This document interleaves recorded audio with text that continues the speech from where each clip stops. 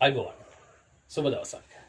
හෙළේ මහා සංස්කෘතියකට එහෙම නැත්නම් අවුරුදු 2500කට යහ ඉතිහාසයකට උරුමකම් කියන අපේ ඉතිහාසයෙන් අපිට ලැබුණු දායාද මොනවද? මේ ඉතිහාසයෙන් ලැබුණු දේවල් වර්තමානයේ අපි භාවිතා කරනවද? එහෙම නැත්නම් මේ ඉතිහාසයෙන් අපිට ලැබෙන දේවල් හෙළේ මුතුන් මිත්තන්ගේ රජ කාලේ මේ ලැබුණු දේවල් වර්තමානයේ භාවිතයට ගන්නවද? එහෙම නැත්නම් මේවා නිකන් අත්හැරලා තියෙනවද? නැත්නම් මේවා මිත්‍යා විශ්වාස පමණද? මෙන්න මේ සොයා යන ගමනේ මම සූදානම් වෙනවා අද එක්තරා තැනක නවතින්න. මේ හෙළ වෙදදුරු අනෝජ්ද සිල්ලා. අයිබෝන් වෙද මහත්තයා. අයිබෝන්. වෙද මහත්තයා දැන් වර්තමානයේ දකින්නවා හෙළෙන් ලැබිච්ච දේවල්. මේක පරම්පරා ගානකින් අපිට හම්බෙච්ච දේවල්. කොටසක් මෙන්න මෙහෙම කියාගෙන යම් ප්‍රවර්ධන කටයුත්තක් කරනවා. තවත් කොටසක් නෑ. අපිට එහෙම ඉතිහාසයක් නෑ. ඒවා බොරු. එහෙම නැත්නම් ඒ ඉතිහාසයේ වර්තමානයට ගැලපෙන්නේ නැහැ. මේවා අපේ සංස්කෘතියේ වර්තමාන සංස්කෘතියේ මේක පටහැන්. මේ වගේ බොහෝ දේවල් කියනවා. අත්‍තරම ඉතිහාසයේ දේවල් දැන් ගැලපෙන්නේ නැද්ද අපිට? ඉතිහාසයේ දේවල් තමයි මගේ රට ගැලපෙන්නේ. මම සාමාන්‍ය දෙයක් කියන්නම් යම් රටක යම් සංස්කෘතියක් තියෙනවා නම් ඒ සංස්කෘතිය නිර්මාණය උනේම බොහොම පැහැදිලිවම ඒ රටේ ජනතාවට අවශ්‍ය ඕන එපාගම් ඉෂ්ට කරා. මේ විද්‍යානුකූලව ගත්තොත් සාමාන්‍ය අපි දන්නවා යම් පරිසර පද්ධතියක පවතින ශාක ප්‍රජාව සහ සත්ව ප්‍රජාව සහ මිනිස් ප්‍රජාව කියන මේ තුනම උදෙක් එකම බැඳියාවකින් පවතින. ඔවුන්ට පවතින අවශ්‍යතාවයන්, ඔවුන්ගේ පවතින ලෙඩ දුක් කරදර, ඔවුන් පාවිච්චි කරන ආහාර උදෙක් ඔවුන්ට සුහදශීලව බෙදා හදා ගන්න පුළුවන් තරමට පරිසරය සැකසෙනවා. හැබැයි පරිබාහිර යම් කිසි වෙනත් තැනකින් මේකට දෙයක් ආවොත් ඒ විසම වෙන අවස්ථා, එමත් ඒ විස වෙන අවස්ථා, ඒ අපිට උචිත නොවන අවස්ථා 100%ක්ම පවතින. ඒ නිසා යම් කිසි රටක යම් කිසි දෙයක් වැදගත් කොට පැවතුනේද ඒ ඉතිහාසයේ සාක්ෂි තියෙන අපමණ ඒ දේවල් නූතනයට එම ජන සමාජයට එම රටට එම සංස්කෘතියට අනිවාර්යයෙන්ම ගැලපෙන දෙයක්. ඒ නිසා අපි කරන්න ඕනේ ඇත්තටම අතීතයේ පැවතිච්ච දේ නිසි ක්‍රමයට සකසමින් මේ යුගයෙන් යුගය වෙනස් වෙන්න පුළුවන්. පැහැදිලි. මේ යුගයට ගැලපෙන ලෙස සකස් කොට අනාගත දායාද කර දීම තමයි අපි කරන්න ඕනේ. එතකොට දැන් අපි දකිනවා විවිධ තැන් වලින් විවිධ තෙල් බෙහෙත් හැදෙනවා. මේ තෙල් පරම්පරාවෙන් ලැබුණු පුස්කොළ පොත් වලින් ලැබුණු දේවල් එහෙම නැත්නම් පරම්පරාවෙන් පරම්පරාවට ආපු දේවල් මෙන්න මේ විදිහට කියලා. මම දැක වෙද මහත්තයා තෙල් එකක් නිර්මාණය කරනවා. මොකද්ද මේ තෙල් එක? මොකද්ද මේකට කරන්න පුළුවන්? විශේෂයෙන්ම කතා බහක් ලකුණේ අංගම් ප්‍රාණ තෛලය. ඇත්තට මේකේ නම අංගම් තෙල. මේකේ අංගම් ප්‍රාණ කියලා කොටසක් නැහැ. මේක මගේ පරපුරට උරුම නිසා, පරපුරෙන් මට දායාද වෙච්ච නිසා, වෙනත් පරපුරක නැති නිසා මෙහි පද නම විතරක්. ඒ කියන්නේ නම විතරක් මට වෙනස් කිරීමේ අයිතියක් තියෙනවා. ඒ නිසා මම ඒක අංගම් ප්‍රාණ කියන මේ නම දැම්මා. ඇත්තට මොකක්ද අංගම් තෙල? අපි ඒක විමසන්න ඕනේ. මේ තෙල් එකේ තියෙන සුවිශේෂීතාවය කියන දේ මෙන්න මෙතනගෙන ඉතිහාසෙම කියන්නම්. මල්ලි මේ රටේ හිටියා හේවාපන්න කියලා මේ කොටසක්. මම දන්නවා 1915 ගිවිසුමේ පවා වුණ නිදහස් ජාතියක් වල නම් කරලා තිබුණා. ඒ කියන්නේ සුද්දාගේ අධිකරණයටවත් පමුණවන්න බෑ කියන තරට එවකට වුන් ලංකාවේ ශ්‍රේෂ්ඨ පිරිසක් වශයෙන් අර්ථකථනය කළා. තවත් විදිහට ගොඩාක් අර්ථකථන තියෙනවා. මම ඒක ගැන කතා නොකර ඉන්නම්. එතකොට මෙන්න මේ මේ පරපුරේ මිනිස්සු යුද්ධ කරන්න හරි දක්ෂයි. යුද්ධ පිටියට යන්න හරි දක්ෂයි. අංගම් සටනට දක්ෂයි. ඒතර මෙයාලගේ තමයි ලංකාවේ හමුදාවන් තුනක් පැවතුනා වල. එකක් තමයි ගොවි හමුදාව, රජ හමුදාව සහ පොලි හමුදාව. එතන මේ හැමදාම පොලි හමුදාව කියන කට්ටිය රජතුමාට ඉහළින් තමයි හිටියේ. රජතුමා පාක් උඩන් දීලා තමයි මොවුන්ගෙන් මේ යුද හමුදාව කැඳවන්නේ. මේ පොලි හමුදාව කැඳවන්නේ. මං කිව්වේ පැහැදිලිද ඔයාලට? ඒතකොට රටේ යම් යුද්ධයක් පැවතිච්ච ඕනම වෙලාවක යුද්ධයට සේනාධිපතිවරු සපයන්නේ මෙන්න මේකට. ඒතකොට රජවරු පුරුදු පුහුණු කරන, රජ හමුදාව පුරුදු පුහුණු කරන්නේ මෙන්න මේ පිරිස.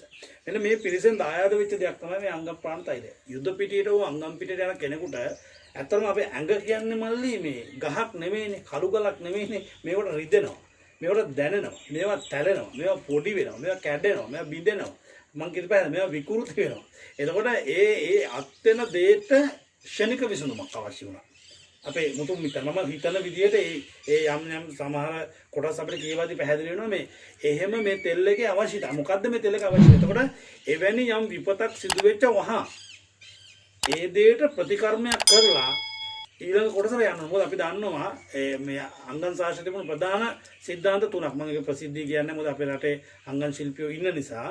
එතකොට පණික්කිරාරවලු ඉන්නවා. ඒකෝර එතුමන්ලාගේ ගෞරවය වෙනුවෙන් මම එක කියන්නේ නැහැ.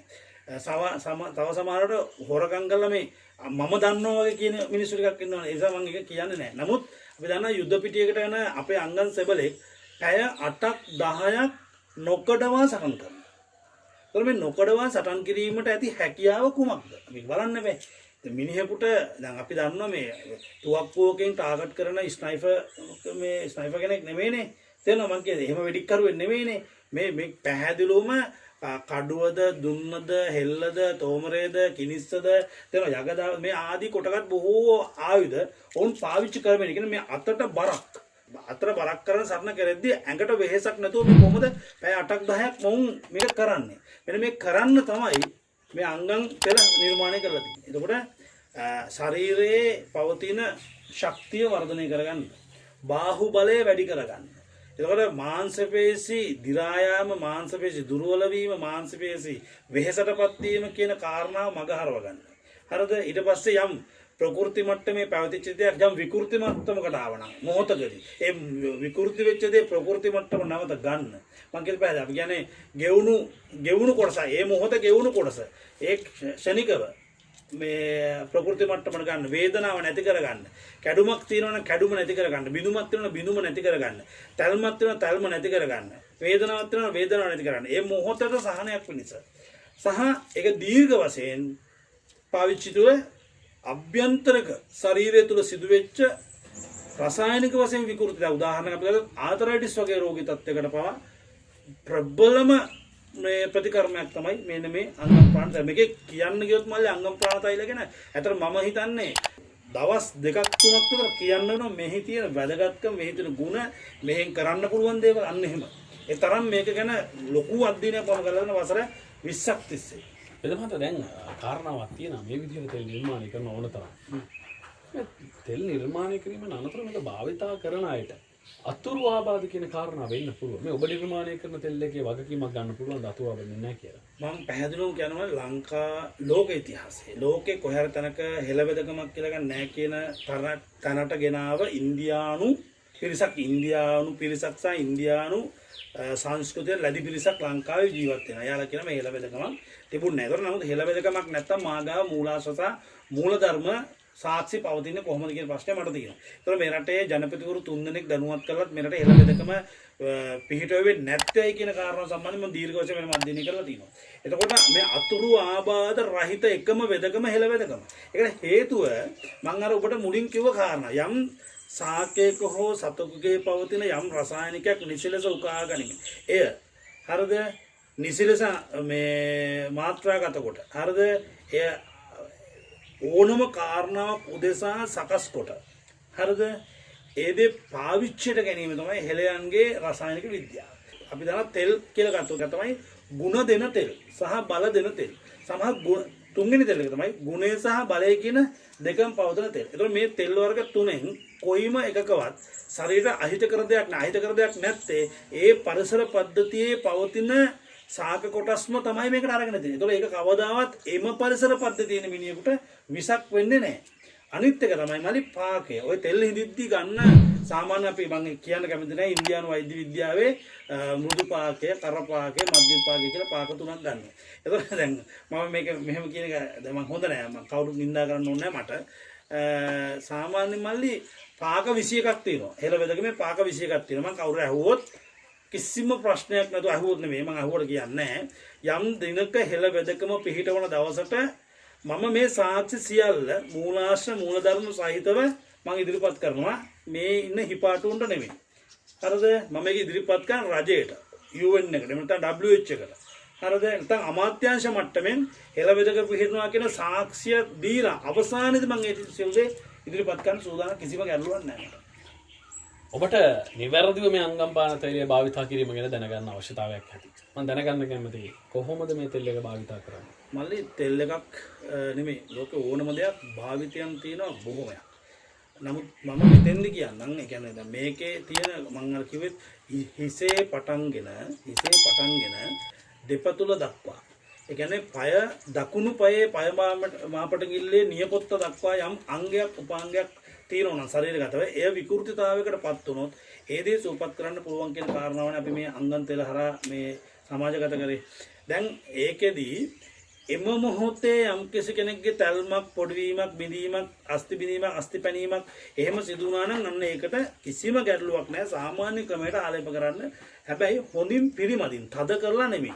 අපි සාමාන්‍යයෙන් තද කරලා නෙමෙයි බොහොම සැහැල්ලුවෙන් අපි මේ හරි වැදුණා නම් මේ ස්ථානේ මෙන්න මෙහෙම බොහොම සැහැල්ලුවෙන් තමයි පිරිමදින්නේ. ඒක මෙහෙම තද කරලා ගන්න ඕනේ නැහැ. එහෙම ගන්න එක දැන් ඕනම දැන් හෙලයන්ගේ දැන් මේ හදපු තෙල් එකේ තියෙන ස්වභාවය මම ඔබට පැහැදිලි කරලා දැන් අපි ඕනම තෙලක සුවඳක් එනවනේ. මලේ සුවඳ කියලා කියන්නේ නහයට වෙලා නාය තුල යම් රසායනික ක්‍රියාවලියක් සිදු වෙනවා. එහෙනම් මේකේ විකිරණශීලීතාවයක් තියෙනවා. අන්න මට දැන් මේ අංගම් තෙලකේ තියෙන ප්‍රබලම දේ තමයි මෙන්න මේ ශරීරයට ඇබ්සෝබ් කරන නැත්නම් ශරීරයට මේ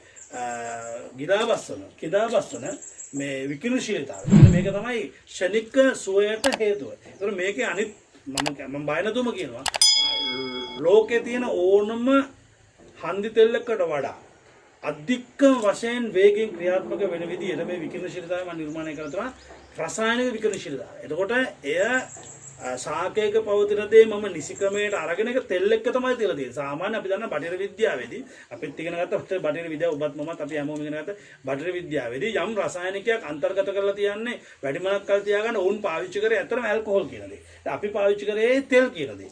තේරුණාද? එතකොට තෙල්ලක තුල තියෙද්දී ඒ රසායනික ගුණය වෙනස් වීමක් සිදු වෙන්නේ නැහැ. ඒ නිසා තෙල් එක ගොඩක් වැදගත්. මම කියන්නේ පැහැදිලි. එතකොට ඒ මොහොතේ වේදනාවක් තියෙන කෙනෙක්ගේ බොහොම සරලව ගන්න පුළුවන්. දෙක සාමාන්‍ය දීර්ඝ වශයෙන් යම් දවස් 3ක් 4ක් පැවතිච්ච අවස්ථාවකදී යමකුගේ උඩාතර පොටක් තද කරලා ගන්න. සාමාන්‍ය තද කරලා 3-4 වතාවක් ගාලා හරිද? ඒක වතාවක් ගන්න මම කියන්නේ නැහැ. සාමාන්‍ය අපේ මේ සිදුරු පිටලා තියෙන මල්ලි මේ පල්ලෙහාට. ඒතර මේ සිදුරු වලින් ඇතුළට යන ආකාරය පොඩ්ඩක් සාමාන්‍ය තද කරලා ගන්න. ඒ තද කරලා ගාලා ඊට පස්සේ ආපහු වර විදිහට පිළිමදින්න. තේරුණාද? අපි ඊටත් තරහ ඒ කියන්නේ මාස 3ක 4ක වගේ කාලයක් තියෙනවා තිබුණා නම් ලෙඩේ. අන්න ඒ වගේ අවස්ථාවේ ඒ ස්ථානයේ පිරිසුදු කරන්න. ඒ වගේ අවස්ථාවකදී තෙත රෙදි ගාලක් කර ඒ කියන්නේ උණු වතුරෙන් තෙත් කරලා රෙදි ගාලක් කරන අත පිච්චෙන්නේ නැති වෙන්න, ඇඟ පිච්චෙන්නේ නැති වෙන්න අන්න ඒක තවලා එතන ඒ ක්‍රියාවලිය පහසු කිරීමට අවශ්‍ය උත්තේජනය ශරීරය තුළ ලබා දෙන මට්ටමට ගෙනල්ලා කරන්න පුළුවන්.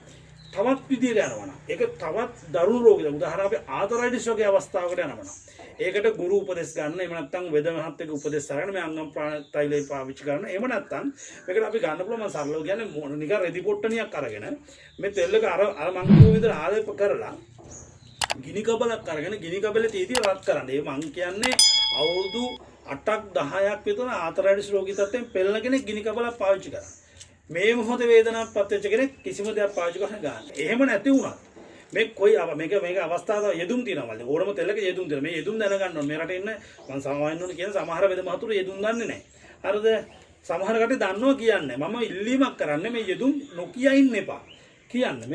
මේ සමාජයට අපෙන් මම කියන්නේ වෙද මහත්තයෙක් කියන චරිතයෙන් එහෙම නැත්නම් ගුරුන් වහන්සේ කෙනෙක්ගේ චරිතයෙන් මේ සමාජයට දෙන්න ඕන පණිවිඩය තමයි යටගිය ඇත්ත එළියට ගන්නවා. යටගිය ඇත්ත එළියට නොගත්තොත් අපිට කවදාවත් මල්ලි මේක සමාජගත කරලා මේක දියුණු කරලා ලෝකයට තරඟකාරී ලෙස මුහුණ දෙන්න අපිට හැකියාව ගොඩනගෙන්නේ නැහැ. මම මේ තරඟයක් නේ කරන්නේ. මම මේ තරඟ කරන්නේ අනිත් ලංකාවේ ඉන්න තෙල් බෙහෙත් වේද මහතුරුත් එක නෙමෙයි. මම මේ තරඟ කරන්නේ බටහිර ඖෂධ මාෆියාවට එරෙහිව මම මේ සටන කරන්නේ. මේ තරඟය කරන්නේ. ඒ නිසා අපිට මේ යෙදුම් ටික හරියට යොදා ගන්න ඕනේ. එහෙම යම් කිසි කෙනෙකුට යම් රෝගී තත්ත්වයක් තියෙනවා. දැන් උදාහරණ මේක ලිංගික දුබලතාවයකදී. ඒකට වෙන මම මේ වෙලාව මේ කියන්න ප්‍රසිද්ධිය කියන්න බෑ. ඒ වෙලාවට ඒක පාවිච්චි කරන්න ඕන විදිහක් තියෙනවා. මම කියන්නේ පැහැදිලිද? එතකොට සාමාන්‍ය ඔළුවේ කැක්කුමක් හැදුනොත් ඔළුවේ කැක්කුමට ආලේප කරන්න ඕන විදිහක් තියෙනවා. මම කියන්නේ පැහැදිලිද? එතකොට සාමාන්‍ය නිදුලුක්කුවක් වගේ අවස්ථාවකදී ඒක පාවිච්චි කරන වෙනම ක්‍රමයක් තියෙනවා. මොකද අපි දන්නා බෙල්ල තෙල් ගන්න නැහැ. මොකද ස්නායු පද්ධතිය දැඩිව ක්‍රියාත්මක වෙන ඒ ස්ථානයේ යම් කිසි විදිහකට තෙල් ආලේප කිරීමකදී අභ්‍යන්තරික ශක්තිමත් භාවයක් ඇති වුණොත් එම ස්නායු ක්‍රියාත්මක වෙන්නේ නැහැ. ඒක බෙල්ල තෙල් ගන්නක පිළිබඳ හරි ගුරු උපදේශ සහිතව ගන්න. අන්න ඒ වගේ අවස්ථා තියෙන සාමාන්‍ය මේ යෙදුම් ඒ කියන්නේ ගුරු උපදේශ සහිතව නැත්නම් වෙද මහත්තයෙක් උපදේශ සහිතව නැත්නම් හෙද කියන පැත්තට නැඹුරුව මේ තෙල් එක පාවිච්චි කරන්න අවස්ථා තියෙනවා. ඒ වගේ මම ආපහු කියන්නේ හිසේ පටන් දකුණු පායේ පයමාපිට කිල්ලේ නියපොත්ත දක්වා උතන් ඕනම තැනක බොහොම සරලව සුමටව ආලේප කිරීමෙන් පමණක්ම මෙය ඕනම රෝගී තත්ත්වයක් සුවපත් කරගන්න පුළුවන්. හොඳ ඔබට පැහැදිලිද මේ අංගම් පාන තෛලය කොහොමද භාවිතා කරන්න කියලා. ඉතින් තිරේ දිස්සනවා දුරකථන අංක කීපයක්. ඔබට හැකියාව තියෙනවා මේ දුරකථන අංක ඔස්සේ ඔබට අවශ්‍ය මේ තෙල් ඔබේ නිවසටම ගෙන්න ගන්න. ඉතින් අපි යාළුවෝ මතක් කරන්නම් මේ වැඩසටහන බලන්න. මේ වැඩසටහනේදී ඔබට පැහැදිලි ඇති තෙල් බෙහෙත් නිර්මාණය සහ තෙල් බෙහෙත් වල වතගොත අපි සූදානම් වෙනවා තවත් දවසක වෙද මහත්තයා විසින් නිර්මාණය කරන ලද තවත් තෙල් වර්ග කීපයක් ගැන ඔබට කියන එතෙක් අදට සමුගන්නවා. ඔබට සුබ දවසක්. වෙද මහත්තයා බොහොමත් ස්තුතියි අපිත් එක්ක වුණාට. අයිබෝන්.